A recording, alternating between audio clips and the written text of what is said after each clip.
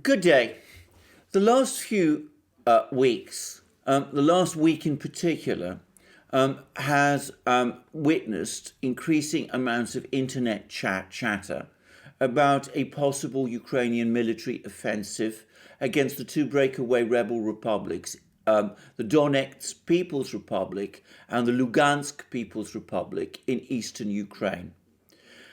There has indeed, and in fact, been a flare-up of fighting along the ceasefire line, though this has so far been contained and takes the form mostly of exchanges of fire and minor clashes rather than major tactical battles. More worryingly or ominously, there have been reports of troop movements of Ukraine deploying troops to eastern Ukraine, and there have been some rather ominous-looking film which have been circulating of trains carrying heavy equipment from Ukraine towards its eastern border. So some people see this as evidence that Ukraine is on the brink of launching an offensive. I would add that the political situation in both Ukraine and in the internationally is at the moment especially fraught, and that some people also see as evidence that a conflict in eastern Ukraine may be coming. Specifically, talking about the international situation first, as we know, in the United States, the Biden administration has replaced the Trump administration. The Biden administration is stocked up with neocons who have a particular animus against Russia and who want to see democracy expanded in all sorts of ways. And of course, some of the people in the Biden administration, including Joe Biden himself and Victoria Nuland, formerly Assistant Secretary of State for European Affairs in the Obama administration, people like that have form in relation to Ukraine.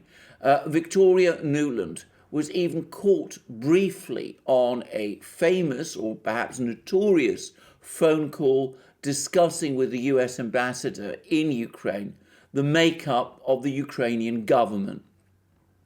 So there could be a hardening of line in Washington in support of Ukraine and opposing Russia. And of course, in Ukraine itself, there is at the moment another, perhaps an especially deep political crisis underway. The current incumbent Ukrainian president, President Zelensky, came to power with the votes of Russian-speaking Eastern Ukrainians and backed by a powerful Ukrainian oligarch, Igor Kolomoisky.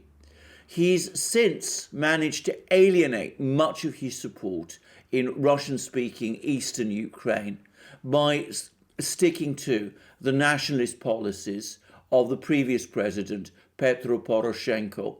He has also, more importantly, managed to alienate Kolomoisky, his oligarch backer, by refusing to cancel the various anti-corruption investigations that the previous president, Poroshenko, launched against Kolomoisky, and to return to Kolomoisky's bank, Privat Bank, which Kolomoisky once owned, but which was confiscated from him by Poroshenko. And this has led to a festering political crisis. Kolomoisky entered into a tactical alliance with another Ukrainian businessman and politician, Viktor Medvedchuk, who leads Ukraine's biggest opposition party, which is based in the pro-Russian East. And the two of them, Medvedchuk and Kolomoisky, petitioned Ukraine's constitutional court to abolish Naboo, which is Ukraine's major anti-corruption agency. Now, I ought to say that Naboo was set up directly following the Maidan events in 2014 and is widely seen by many people in Ukraine as an agency whereby pro-Maidan elements in the Ukrainian government and politicians, political leaders aligned with the United States pick off businessmen and oligarchs, not so much on the basis of how corrupt they are, but how pro-Maidan and how pro-American they are. Well, regardless of whether that is true or not, and it is a fact, by the way, that Naboo played an important role in both the Russiagate and Ukrainegate scandals in the United States, and was particularly directed against Donald Trump's former campaign manager, Paul Manafort. Regardless of how independent or politicized Naboo is, the fact remains that it's been a thorn in Kolomoisky's side, and for that reason, if no other, he has wanted it done away with. It is also true that the way that Naboo was originally set up has made many people in Ukraine, right from the outset, question whether it has any proper foundation in Ukraine's constitution and in Ukraine's law. Well, to everyone's shock, the Ukrainian Constitutional Court in October 2020 sided with Kolomoisky and Medvedchuk on this issue. It announced that Naboo had indeed been unconstitutionally set up and ordered its immediate dissolution. It also, in effect, and by doing so, cancelled Naboo's various anti-corruption investigations. The result has been to provoke a major political crisis. The United States is furious and deeply alarmed by the abolition of Naboo, whose creation Joe Biden himself, by the way, supported, and so has the European Union also, which has made continued EU financial and economic support for Ukraine conditional upon Ukraine meeting certain anti-corruption objectives. The IMF also is now talking about withholding the latest tranche of financial support to Ukraine if anti-corruption policies cease to be pursued vigorously. This is, of course, for Ukraine an existential issue, because without that external economic support from the European Union and from the IMF, the Ukrainian economy, which is already in very bad shape, would probably go into a tailspin, and Ukraine would be almost certainly obliged to default on its external debt. So Zelensky has responded to this Constitutional Court decision by entering into a furious battle with the Constitutional Court. He's tried to sack its justices, who are supposed to be independent and secure in their positions, and he's acted to try and suspend the chair of the Constitutional Court. He's also trying to pass legislation to reduce or trim the Constitutional Court's powers, which legislation might itself be unconstitutional. I would add that all of this also is not by any means unprecedented or unusual in Ukrainian historical and political life. Back in 2007, a previous pro-Western Ukrainian leader, Viktor Yushchenko, also came into conflict with Ukraine's Constitutional Court. He actually placed it under physical siege, using troops from his personal guard to do so, and he even tried to sack its individual judges, just as Zelensky is trying to do now. But in this particular fraught situation that exists in Ukraine at the moment, Zelensky's moves have come in for strong and fierce criticism. Over and above beyond this, Zelensky's popularity has already been sliding. As I said, he has already alienated Russian-speaking Eastern Ukrainians who formed a key part of his electoral base. He's failed to rein in corruption to any significant degree. On the contrary, it's probably grown since he was president. He's failed to settle the war in eastern Ukraine or patch up relations with Russia, as he indicated that he would do when he was elected. And of course, the economy has been in a bad shape, which has been getting worse. And Ukraine has also been badly affected by the pandemic, with a chaotic and muddled response to it. So Zelensky, to a great extent, has seen his popularity dwindle away, though he remains just the most popular, but only by a small margin, the most popular political figure in Ukraine at the moment. That, by the way, is probably more a reflection of Ukrainians' dismal opinions of their other leaders than of their support for Zelensky himself.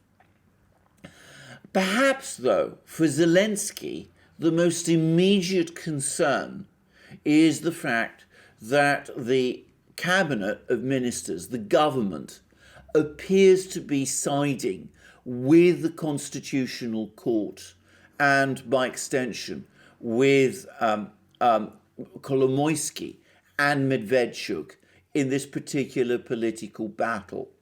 That must make Zelensky extremely uneasy and worried that even the Ukrainian government, which he appointed, is no longer reliably supporting him anymore.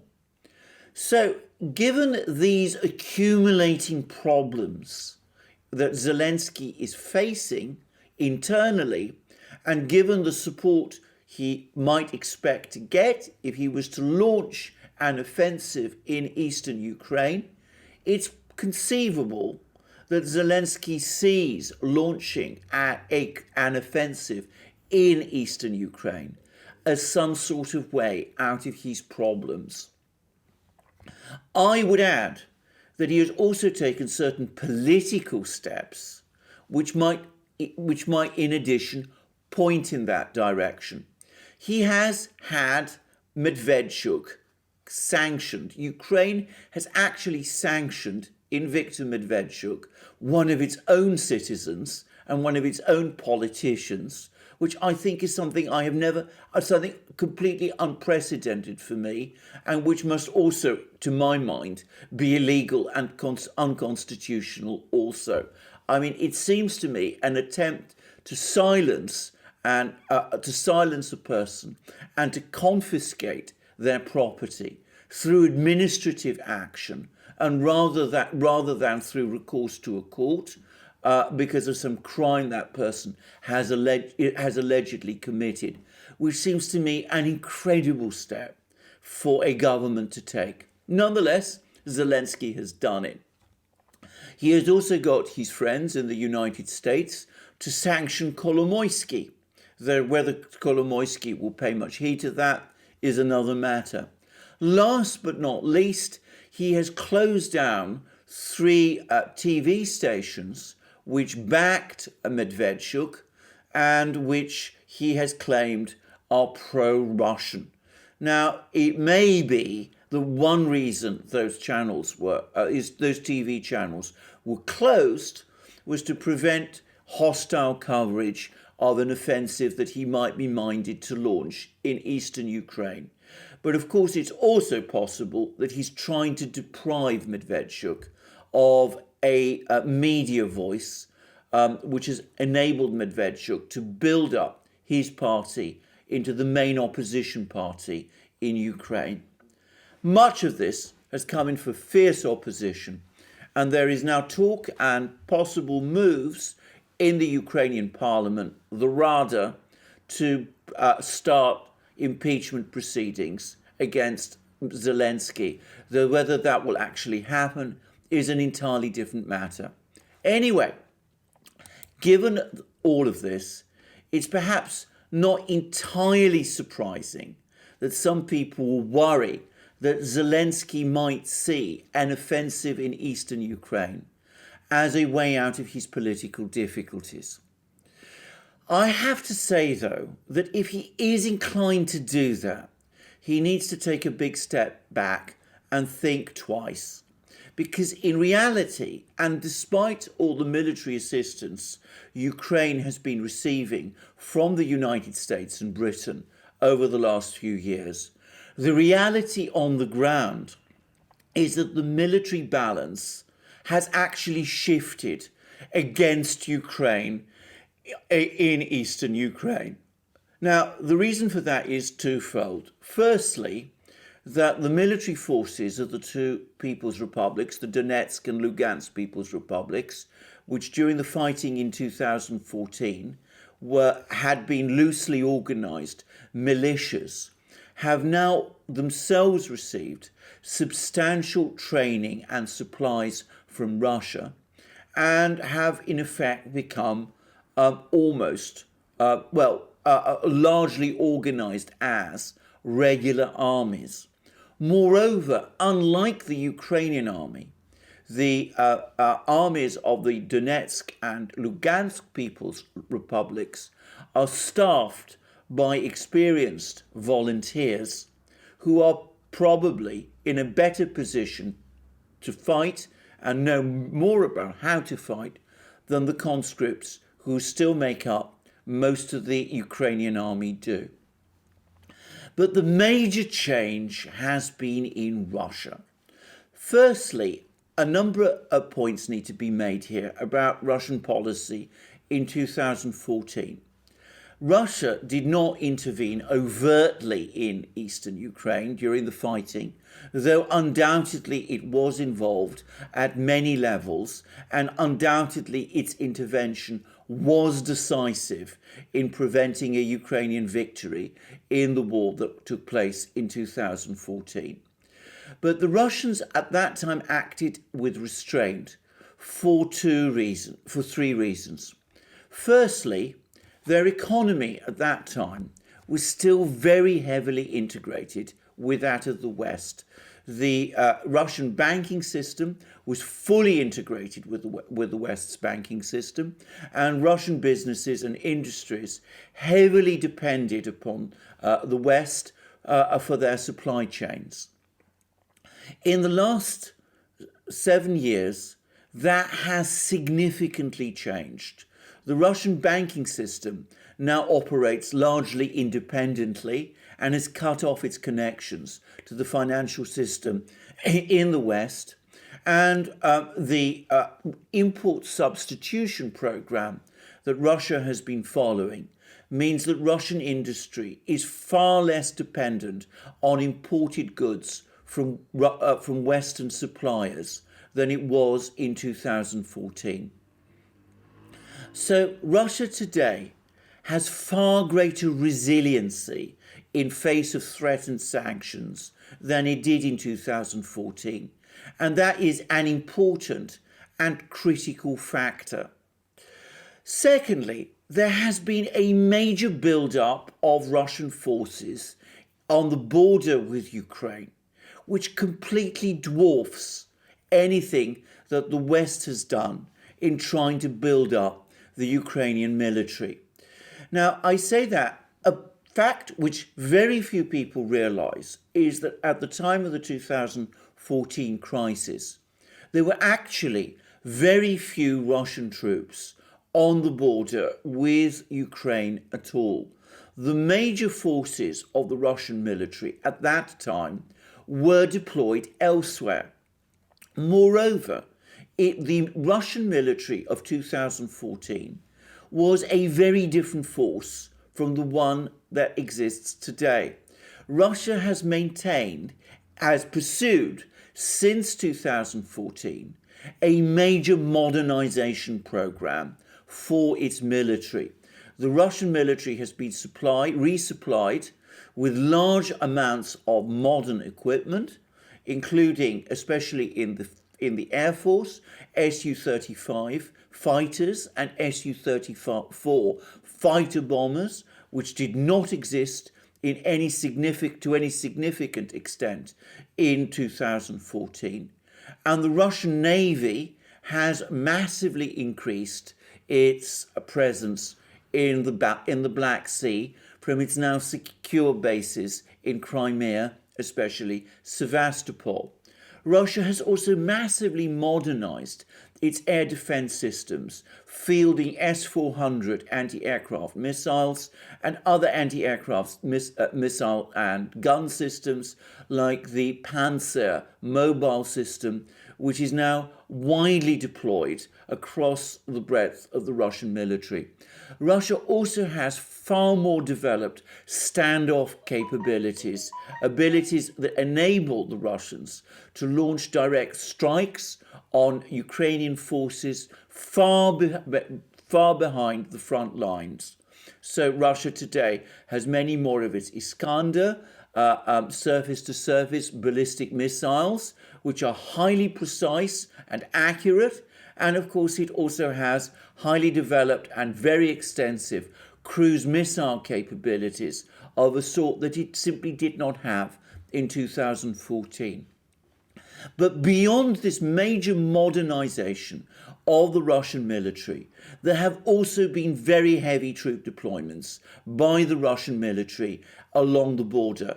Here I'm going to quote an article from a Russian newspaper which has been quoted, which has been translated by my friend Anatoly Karlin, and which he has also published. I will read it briefly. 20th Combined Arms Army was recreated almost from scratch in the south, covering the area from Nizhny Novgorod to Voronezh. Revived 10th Guards Tank Division, which was disbanded in 2009, became the core of this new army, with headquarters in Boguchar. The regions of Kursk, Belgorod and Voronezh are actively saturated with troops, including the transfer of 2 motorized rifle brigades, and later, which later will probably be formed into another division. Finally, the creation of the 150th Motorized Rifle Division has begun in Novocherkassk in the Rostov region, which was devoid of combined arms troops since 1989. There are also unconfirmed reports about the possibility of creating another army subordinated to the Southern Military District, with the corresponding further strengthening of the local forces.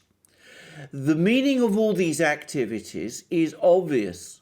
The border with Ukraine, which was totally undefended just 3 years ago, now has on the Russian side 3 major troop concentrations which can, if necessary, launch a swift offensive towards Kiev, which is only 270 kilometers from the Russian border, passing through Chernigov, and which can create 2 strong pincers to achieve a strategic envelopment of the main group of Ukrainian troops on the left bank of the Dnieper, whilst the Ukrainian army is pinned down by the forces of the 2 self-proclaimed republics in the Donbass.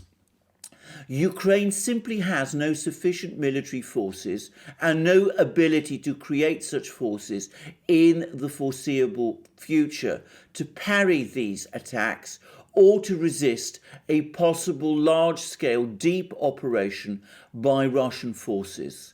And this despite the fact that Russia also has significant reserves in the rear, in the Southern Military District in the form of 2 armies, the 49th Army and the 58th Army, and in the Central and Eastern Military District, in which, according to available data, 3 new divisions are being created. There is also an active rearmament of the Air Force and air defences in the regions south of Moscow. So a huge build-up of forces by the Russians in this area since 2014. Last but not least, there is now much more willingness in Russia to use these forces. And I'm not just talking about political willingness. A major constraint on Russian behavior in 2014, 2015, was a general belief amongst Russians that the Ukrainians were a friendly nation to themselves, and a strong unwillingness amongst many Russians to fight a war against Ukraine. Andrei Martyanov, a commentator on Russian affairs, who I believe is actually based in the United States, but who formerly served in the Russian military and who follows Russian news closely, says that this has changed, and this also corresponds, by the way, with my own impressions. Here is what Martyanov says in the rather blunt language that Russians frequently use when they talk about these things. Ukrainians have got what they wanted when they stated for the last 7 years to the Russians, "We will never be your brothers." The overwhelming majority of Russians today say okay.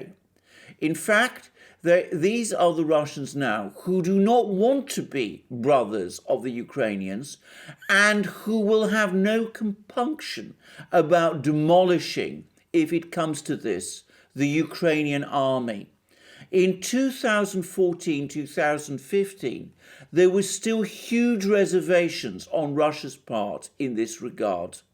Today, the sentiment is to hell with it, as is the sentiment to hell with it where the EU and the US is concerned.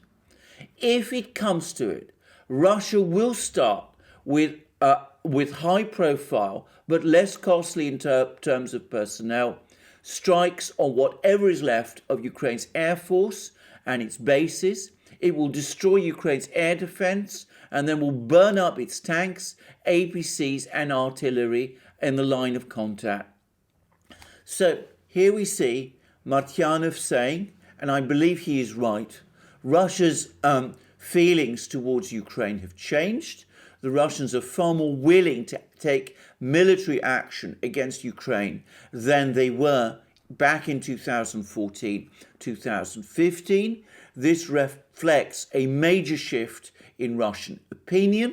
The Russian economy is far more resilient to Western sanctions than it was in 2014 and 2015.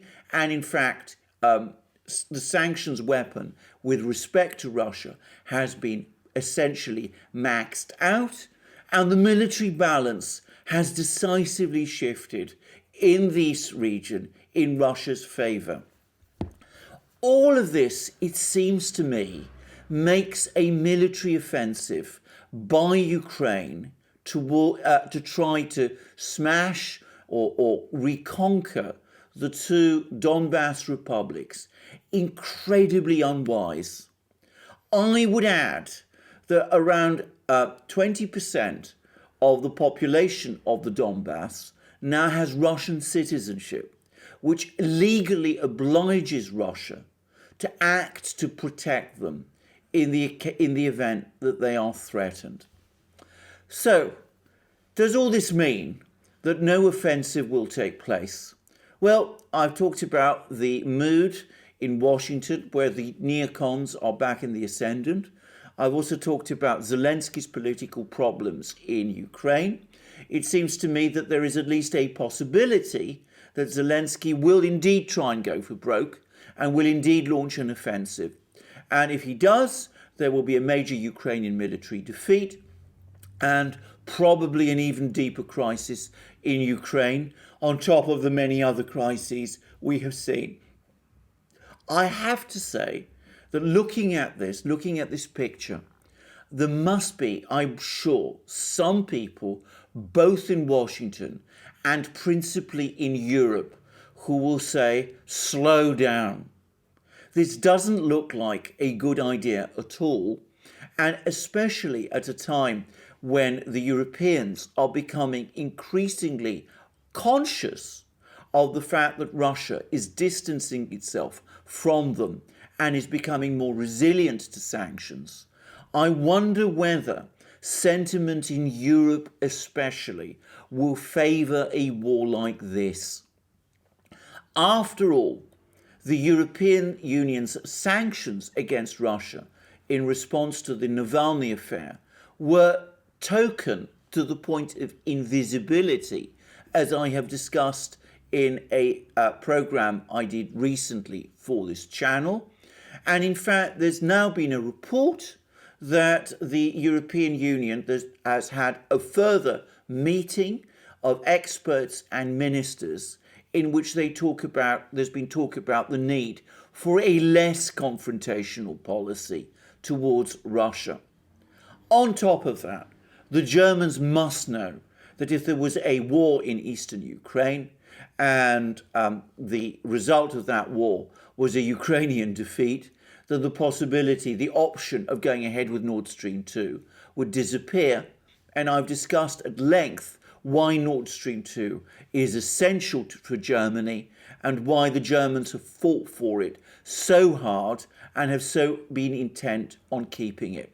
So I suspect that Zelensky, tempted though he may be to start a war, is being strongly counselled by the Europeans against launching it.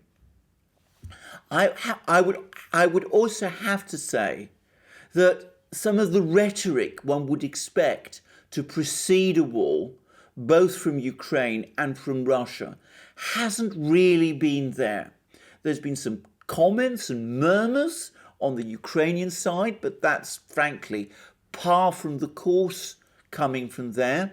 Whilst the Russians, apart from a rather stiff comment by their foreign ministry spokesman, Maria Zakharova, have actually said very little in a sense that implies or appears to imply that they don't really expect a military offensive in eastern Ukraine. As for the fighting on the ceasefire line, I'm afraid that sort of thing happens quite regularly.